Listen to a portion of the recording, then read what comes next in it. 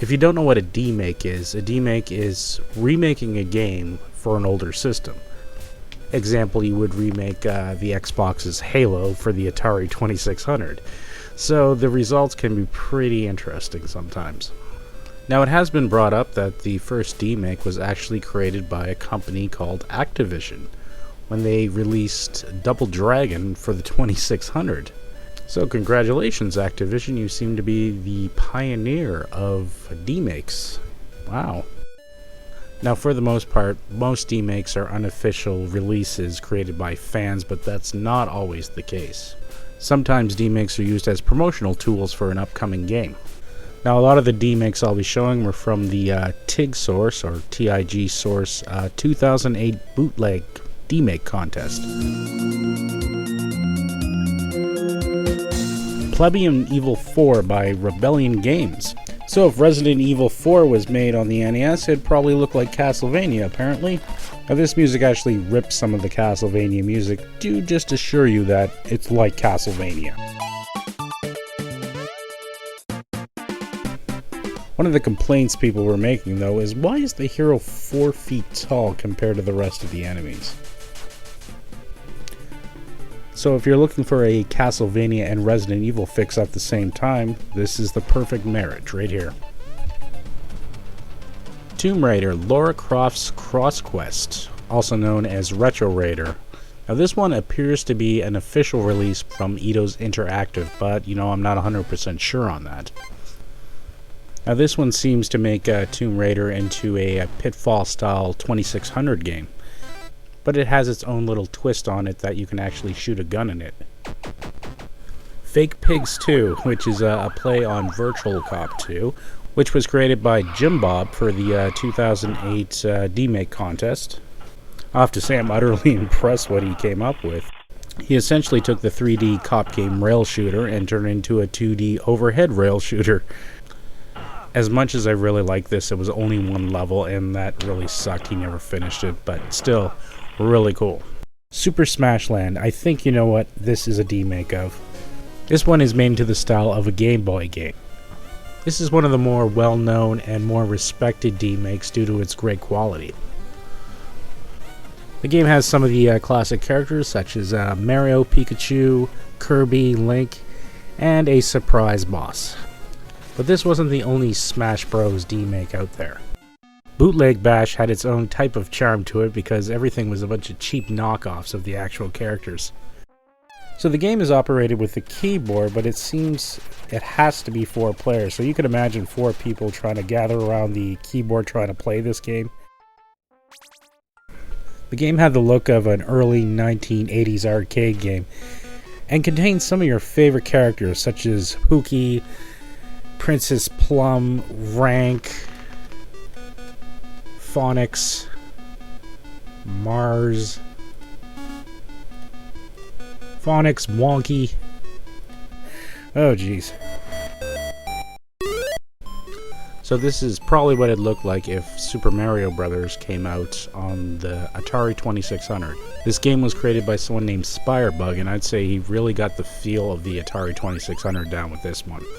Now, the version I played was only a 1-level demo, but apparently there's a 16-world game you can get, so it was kind of interesting that it seems that he actually went out of his way to make it feel like the limitations of the Atari system. I mean, it just really felt like an Atari game. It was just fantastic. Corner Shiny, a demake of Mirror's Edge by Baron Sid. Now, I did enjoy this one. It was a little glitchy, but the guy was just making the game for fun, so I can't fault him for that. What's really interesting about this one, though, is he actually made this game before Mirror's Edge came out, according to the README. And it's actually quite surprising how well he captured the essence of the game without ever actually playing it. He did re-release the game in 2013. He probably found it on his hard drive and decided to share it again. And he certainly should. It's really cool, so I'm glad he did that. Heroes in Guitarland, I don't think I have to tell you what this is a demake of. Now, I don't think the author had to put numbers falling down the screen. He probably could have put colors on there. But still, his interpretation of what Guitar Hero would be like on the NES, I mean, he just did a great job.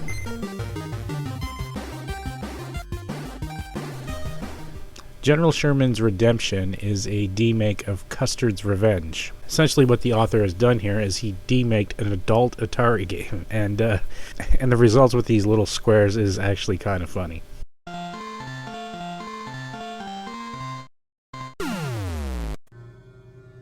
Soundless Mountain 2, a demake of Silent Hill 2.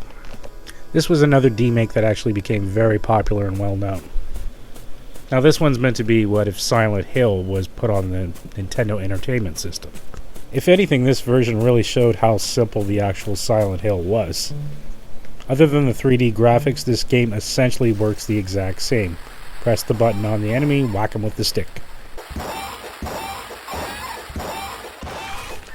Sadly though, when playing this, I seemed to run into some sort of glitch where I just kind of got stuck there, walking along. Just stuck, I couldn't move. Now I am playing the version 1.0, so I don't know if another version came out that fixed this, but hopefully so, because this was pretty interesting.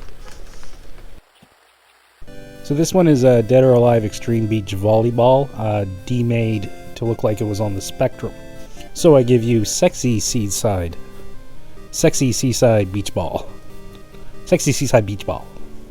This one has you moving around the seaside beach, playing various games with the other girls. From volleyball, gambling, and other activities, you attempt to earn money in order to buy gifts for the other girls and make friends.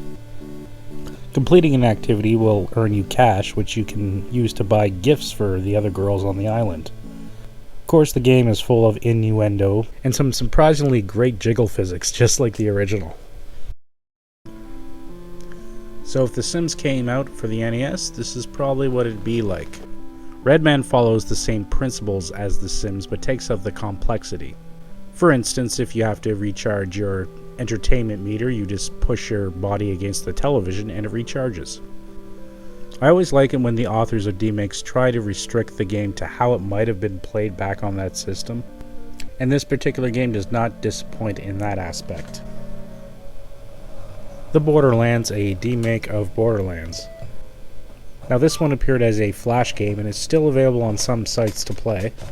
This one keeps the theme of the original game pretty good. It has 4 characters to choose from with different abilities. It has the loot guns, which the weapons will have various abilities and random stats on them, and an experience point system. The game's pretty tough. I found it get kind of easy once you got the spread missile launcher, but even after that I still managed to get myself killed. Now this one appears to be an official release and not a fan make, but it was a little difficult finding information for it. Zombie Cow Studios put a Grand Theft Auto demake out. Large-scale vehicular stealing? Large-scale vehicular stealing? Ah, jeez. You get calls on your cell phone and are asked to go commit various jobs in order to gain money, usually doing something illegal. Just like the original, you'll steal cars, get contract killing hits. And hey, of course you gotta have this in it too, don't you? The author has even added a kind of a broken TV screen effect that appears throughout the game. Kind of a nice little touch on it. A bit of the hilarity, of course, of the game is when you hit people with the car. I mean, people are screaming all over the place. It's just hilarious.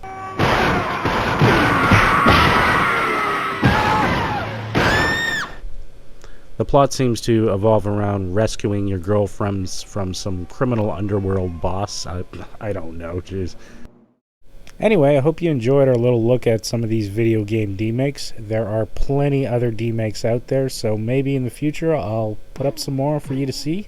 And I hope to see you again sometime.